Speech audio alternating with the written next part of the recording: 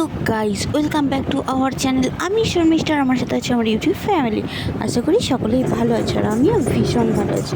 Finally একটা বছর অপেক্ষা করে থাকার পর সেই দিনটা চলে এলো। সেটা হচ্ছে চড়ক গাছ ঘোরানো।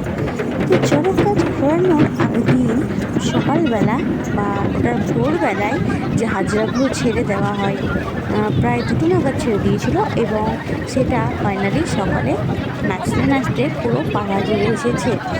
আস্তে আস্তে অনুভূতিটা খুব সুন্দর লাগে। কিন্তু যখন হয়ে যায় আজকের দিনটা দেখো, ভাবা একবার এই দিনটা হয়ে যাবে, তারপর কেমন যেন লাগবে যে আবার একটা বছর অপেক্ষা করবো। এটা খুব ভালো লাগে।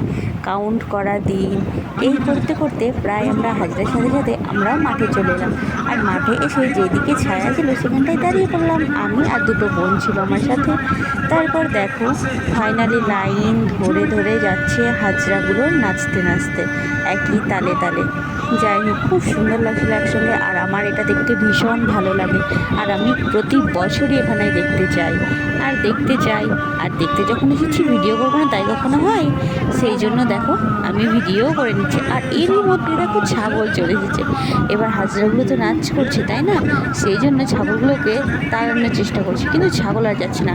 আর তোমরা দেখো মাঠের চারপাশটা দিয়ে কতটা ভিড়। আর আমিও চলে গেছিলাম দেখো সিম্পলভাবে।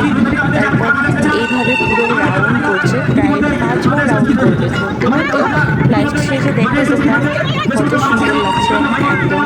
এবার কেউ যদি টাকা মানে যারা দাঁড়িয়ে আছে, যে আমরা যে দাঁড়িয়ে আছি, কেউ যদি টাকা এখানে হাজরাদের মধ্যে হয়ে তো সবাই দৌড়ানো শুরু করে। এটা একদম আর প্রতি বছরই এত ভিড় হয় আর এত ভিড়।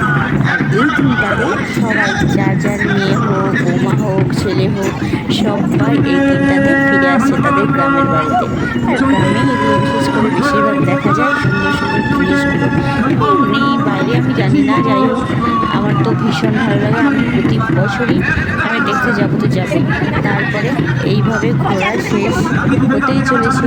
আর এটা একদম সকালবেলায় হচ্ছে আর বিকেলবেলা হবে চড়ক গাছ ঘোরানোটা বসে দিয়ে ঘোরানো। যাই হোক, খুব সুন্দর লাগছিল দেখতে দেখতে। আমার তো ভীষণ ভালো লাগলো। এই করে ঘুরতে ঘুরতে 5বার হয়ে গেল। তারপরে ফাইনালি কী করছে লাস্টবার দেখো, এই দেখো লাস্টবার তারা তো হাঁপসে গেছে মনে হচ্ছে, দেখেই মনে হচ্ছে। কারণ তারা সেই নদী থেকে নাচতে নাচতে পুরো গ্রামটা ধরে নাচতে নাচতে তারা এই যে যেখানটার মেন জায়গা সেখানে চলে এসেছে। আর আগের দিন অবশ্য নীল পুজো হয়ে গেছে। নীল পুজো মানে শিব ঠাকুরের পুজোটা ফাইনালি কমপ্লিট করে তারপরে কাছে ওই যে পাশে দেখছি প্যান্ডেল আছে, ওই প্যান্ডেলের মধ্যে ঠাকুরটা আছে। তারপরে দেখো এবার ফাইনাল ভাগ হচ্ছে। ফাইনাল ভাগের টাইমে দেখো সবাই তালে তালে খুব সুন্দর লাগছে। আর কাদের ওখানে হয় এরকম হাজরা চড়ক গাছ ঘোরানো, অবশ্যই কমেন্ট করে জানাবে কোথায় কোথায় হচ্ছে। আর এই ভিডিওটা আমার পোস্ট করতে একটু দেরি হয়ে গেল, কারণ আমি একটু অনেকটাই অসুবিধার মধ্যে ছিলাম। যাই হোক, প্রচুর পরিমাণে কদিন অবস্থা একদমই ভালো ছিল না। তারপর ফাইনালি এখন মনে হচ্ছে, তারপর দেখো যখন ফাইনালি 5বার কমপ্লিট হলো এক এক করে এখন যাই হোক গঙ্গা জল ছিটিয়ে দিবে আর তাদের ধ্যান ভেঙে যাবে। তারপর তারা পুরো যে বললাম না নীল পুজো হয়েছিল সেই মন্দিরটার সামনে যাবে এবং তাদের হাতে যে অস্ত্রগুলো আছে সেখানটায় রেখে দিবে এবং তারা পালানোর জন্য প্রস্তুত। দেখো সব সন্ন্যাসীরা কীভাবে তাদেরকে ধরে আটকে রাখতে পারছে না। তারপর তারা যখন এই যে এবার বিশ্রাম নেবে, এবার তাদেরকে এক এক করে যে মা বোনরা মিলে সবাই খাওয়া দেওয়া শুরু করবে, বাতাস দিবে, কারণ তাদের অতিরিক্ত গরম লাগছিল।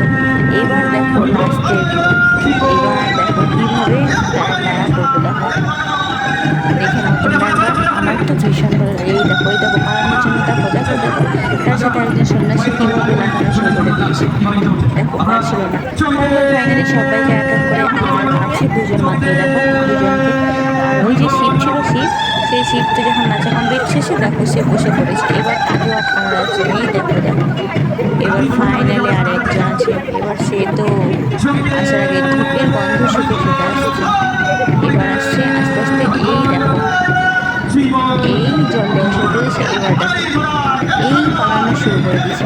ফাইনালি এইভাবে যাই হোক তাদেরকে শান্ত করার পর, তাদের বিশ্রাম নেওয়ার পর যে অস্ত্রগুলো দিয়ে তারা নাচ করছিল, সেই অস্ত্রগুলোর উপর দাঁড়িয়ে দাঁড়িয়ে নাচ করা হবে। তো এগুলো আমরা দেখে আমি ফাইনালি চলে আসলাম পাশের বাড়ির বোনের সাথে। দেখা হচ্ছে নেক্সট ব্লগে, বাই বাই।